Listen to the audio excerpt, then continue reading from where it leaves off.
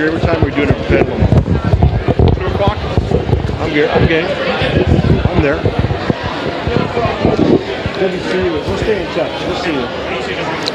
Hello, everyone. Back at Smallville Con 2019. I'm here with the incomparable. Oh, I'm very comfortable. Rick Stasi. Hi. Good to see you again. Good to see you too. So, what do you have for us today?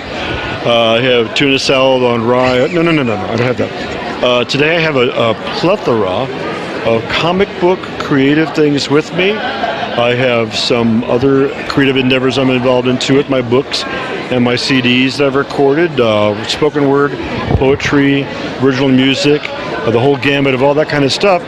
This is a big comic show, but it's also a big pop culture show. Yes. And I want to be the pop of pop culture. So Great. There you go. All right. And do you have?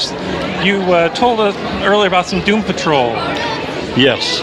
Doom Patrol is very popular right now. It is streaming on DC, and it's going to be released, I believe, in Blu-ray soon, to Blu-ray and DVD. Okay. But Doom Patrol goes back to the quintessential days of the Silver Age in the 60s, and DC had a list, or rather a gathering, of misfit superheroes that just did not integrate well with people, led by a wonderful, wizened older man in a wheelchair. Yeah.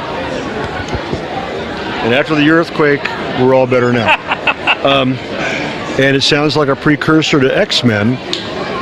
Way before X-Men, it was the Doom Patrol. And they succeeded for many years telling great stories of adventure, science fiction, and what have you, as you did in the 60s. It rebooted in the 80s under Mike Gold as editor, Paul Kupperberg as the writer. And I was in the discussion stages during those conversations, and I said, put the Doom Patrol in Kansas City. Yeah. And Mike Gold loved Kansas City, as did Paul Kupperberg. And they said, where? I said, well, in a real place. I looked out my window of my office, and it was Union Station, which is crumbling and decrepit in this heavy snowstorm. You can look at this Union Station and see clumps of snow moving around on the rooftop because it was an infestation of rats. This is long before Union Station became Science City and what have you. But in the conversations, they said, okay, we'll do that. We'll bring them to a new headquarters, KC, Union Station. They can go to Royals games. They can go to Westport in Kansas City, to the bars, the Vietnam Memorial. And I said, along those lines, Byrne has just rebooted Superman, and Smallville is now in Kansas. One of the reasons that we're here now, too. So why don't you have Clark Kent, Ma and Pa Kent, in the plaza in Kansas City, walking distance to Union Station, then bring in a big battle royal of Superman in KC with the Doom Patrol against some bad guys. They did just that. Well, the book was, moving along okay, and then they asked me to do an issue with Paul Kupperberg focusing on Negative Woman and her Russian roots and background. And we did, and sent that to them, and they paid me and paid Paul, and then they let us know a couple months later the book had been canceled for whatever unfortunate reasons. Flash forward to about 3 or 4 months ago, and DC is doing an omnibus collection of Doom Patrol. It'll be out in September. It's about, for your viewers at home, this big, okay? Big coffee table book, if you have a big coffee table. And they asked Paul and I to resubmit that story once they found out it was lost in time. Well, I got a handful of moldy pages packed away I didn't even know I had. Handful being like 15. Paul had some of the Xeroxes. We were missing some pages, but we put together enough to get this book to them, minus the 3 pages. Now, I'll show our viewers at home one of them here. I redid those 3 pages for them, sent them to DC. They resolicited the book. They included this, and they upped the retail, which I was very flattered at. And the book, which will be out in September, now will have my story as is. They're going to have Adam Kubert's people ink it and color it and what have you. They decided not to do that. They're going to have the story as is to preserve the flavor of the 80s. And Paul's script. And Paul's script is done with a lot of personal notes to me in it on a word processor. Because there's no PC back then. There's no Mac back then. And Paul, who sounds a lot like Jerry Lewis, when he talks in the script, it's like, "Hey, Ricky, baby, go to the library.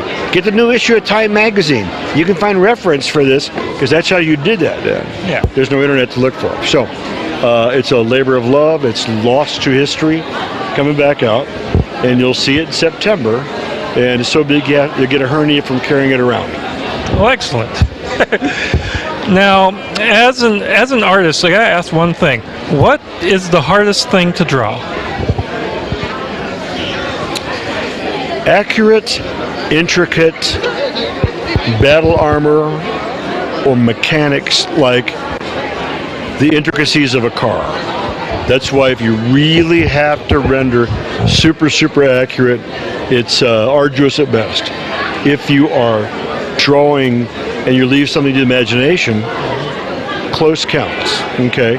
And if you're cartooning, like the great cartoonists, including Steve Canyon, or not Steve Canyon, Milton Caniff, who did Steve Canyon, or any of the other illustrators of that period, it's a cartoon style, so not every small widget and screw and nut has to be there. Perfect. And for you personally, what is your hardest character that you've ever had to draw? I don't know. They're all challenging one way or the other, but there's not one that I've ever had to do that was so reference intense, unless, and this will surprise you, unless it was the Disney stuff, because it all had to be on model. So they send you all the model sheets for Darkwing Duck. You use the model sheets for a reason. Then they send pages back to you and say, doesn't follow the model sheet. And you say, this is hard, as opposed to doing an undersea armor for Iron Man. Okay. This is hard because of their interpretation. I'm using the model sheets, I'm tracing them. So, well, it doesn't look right. Okay, what shall we do? So those have been the hardest things, those very simple things. Well, that's great. Well, Rick, I'm not going to take up any more of your time. I'm having such a good time here doing this with you. We should do this more often, as a matter of fact. Yes, we should. I think anybody's enjoying this? Someone will. I hope so.